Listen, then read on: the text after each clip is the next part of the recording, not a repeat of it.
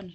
அனைவருக்கும் அன்பான வணக்கம். எல்லாரும் எப்படி இருக்கீங்க? நல்லா இருக்கீங்களா? நான் ரொம்ப நல்லா இருக்கேன். நான் உங்கள் கோவை சகோதரி.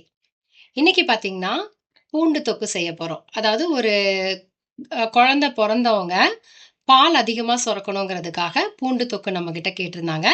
அதுதான் இன்னைக்கு நம்ம செய்ய போறோம். அதுக்கு பார்த்தீங்கன்னா, 1 கிலோ அளவுக்கு மலைப்பூண்டு எடுத்துக்கிறோம்.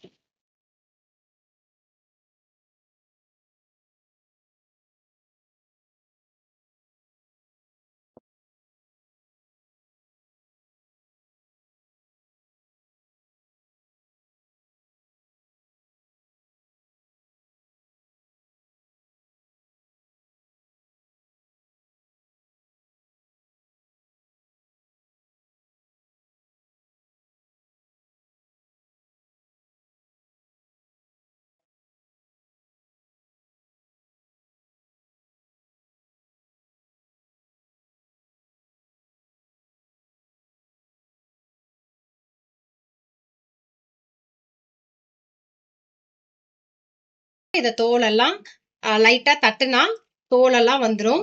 இந்த தோலை எடுத்துட்டு நல்லா ஒண்ணா ரெண்டா தட்டி வச்சுக்கணும். அது கூட 100 கிராம் இஞ்சி சேர்த்துக்கணும். இந்த இஞ்சியை நல்லா தோலெல்லாம் கழுகிட்டு தோலை நீக்கிட்டு நம்ம இஞ்சியும் தட்டி எடுத்துட்டு இல்ல லைட்டா மிக்சியில நைஸா அரைக்காம கொஞ்சம் கொர கொரன்னு அரைச்சு எடுத்து வச்சுக்கணும். இப்போ அடுப்பு பத்த வச்சுட்டு பாத்திரம் வச்சாச்சு. இப்போ கொஞ்சம் பாத்திரம் சூடு ஏறி இருக்கான்னு பார்த்துட்டு நம்ம நல்லெண்ணெய் ஊத்தணும். ஊறுகாய்னாலே நல்லெண்ணெய் தான். பாத்தீங்களா? பாத்திரம் எவ்வளவு சூடாயிருக்குன்னு பாருங்க. 200 நல்லெண்ணெய் ஊத்துறேன். ம்.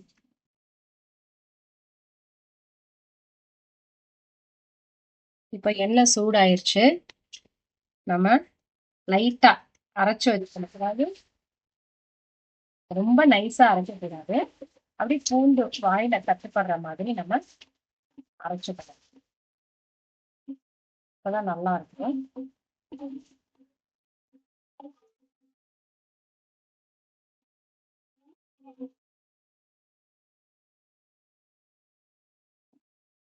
நல்லா பொன்னிறமா வதங்கணும் பூண்டு.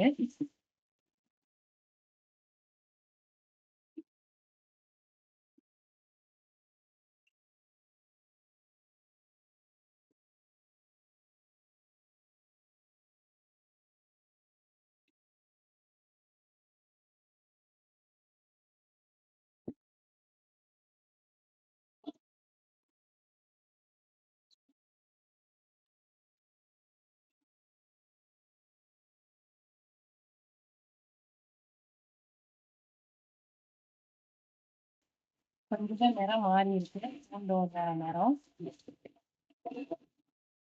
பொன்னிறம் வரணும்.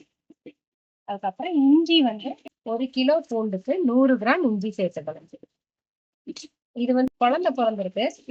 அவங்க எங்களுக்கு பூண்டு ஊறுகாய் செஞ்சு கொடுங்க, என் குழந்தைக்கு வந்து பால் ஊறல அதனால வேணும்னு கேட்டதுனால நம்ம 1 கிலோ அளவுல செஞ்சு கொடுத்தோம்.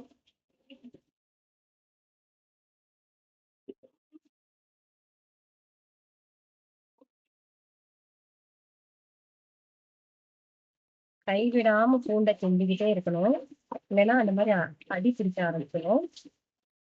இப்போ பாத்தீங்கன்னா கொஞ்சம் அப்படியே நிறம் மாறி இருக்கு. கோல்டன் ப்ரௌன் கலர்ல வந்திருக்கு. இந்த நேரத்துல நம்ம இஞ்சி அரைச்சு வச்ச இஞ்சியை வந்து சேர்க்க போறோம்.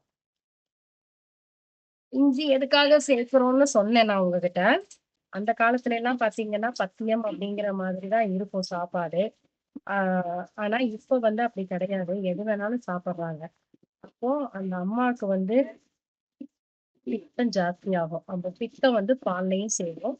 அப்ப அந்த குழந்தை பால் குடிக்கும் போது அதுக்கு மாந்தம் சொல்லுவாங்க. அப்ப அதெல்லாம் வராம இருக்கணும் அப்படிங்கறதுக்காக தான் இந்த பூண்டு வந்து இஞ்சி வந்து நம்ம சேர்க்கிறோம்.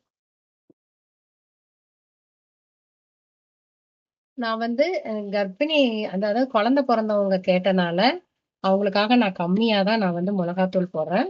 நீங்க உங்களுக்கு விற்பனைக்கு கொண்டு போகணும்னா நீங்க ஜாஸ்தியா நீங்க போட்டுக்கலாம்.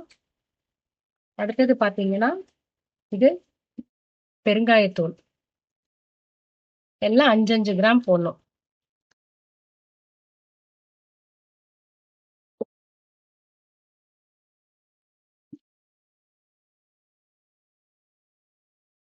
ஒரு கலரி கலரி விட்டுட்டு, ஏன்னா அடி பிடிக்க கூடாது, கலரி கலரி விடணும். அடுத்தது பாத்தீங்கன்னா வெந்தயம். வெந்தயத்தை நான் வறுத்து பொடி பண்ணி வச்சிருக்கேன். இது ஒரு 5 கிராம்.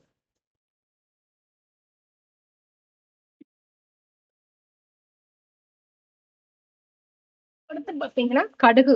இதையும் வறுத்து நாங்க பொடி பண்ணி வச்சிருக்கேன். இதுவும் 5 கிராம் போடணும்.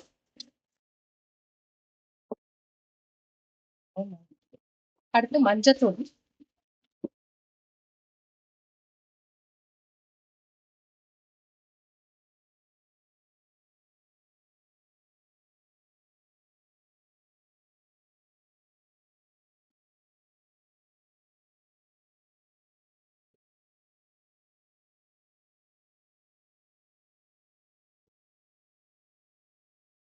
மஞ்சத்தூள் போட்டாச்சு.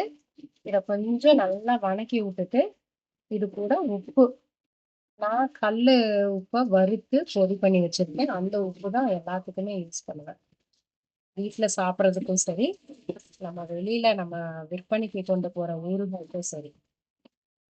அதனால இரும்பு வடசட்டியில போட்டு அந்த உப்பை வறுத்துருவேன். வறுத்துட்டு பொடி பண்ணி வச்சுப்பேன்.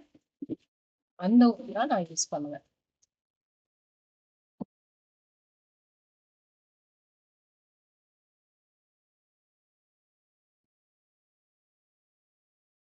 அவ்வளவுதான்.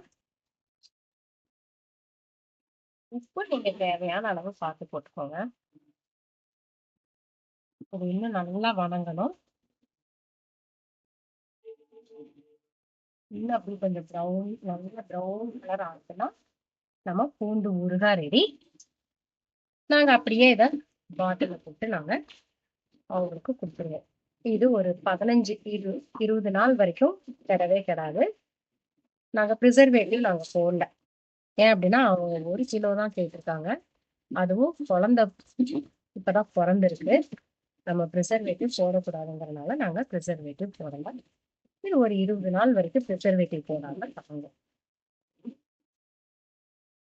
பூண்டு நல்லா வணங்கிருச்சு. அப்படி கொஞ்சம் எண்ணெயோடயே நம்ம ஆஃப் பண்ணிடணும். இது நல்லா ஆறுனதுக்கு அப்புறம் நாங்க ஒரு பாட்டில்ல பேக் பண்ணி, ஃபுட் கிரேட் பாட்டில்ல பேக் பண்ணி அவங்களுக்கு கொடுத்து விட்டுருவோம். இதேதான் பிசினஸ் மெத்தடுக்கு. நான் வந்து ஒரு குழந்தை பிறந்தவங்க அவங்களுக்காக செஞ்சனால காரம் கம்மியா போட்டிருக்கேன். நீங்க காரம் உங்களுக்கு தேவையான அளவு, பிசினஸ்க்கு எந்த அளவுக்கு காரம் சேர்க்கணுமோ பிசினஸ் மெத்தடுக்கு அந்த அளவுக்கு நீங்க காரம் சேர்த்துக்கலாம். மற்றபடி ப்ராசஸ் எல்லாம் இதேதான். அனைவரும் தொடர்ந்து இணைந்து முன்னேறுவோம். நன்றி, வணக்கம்.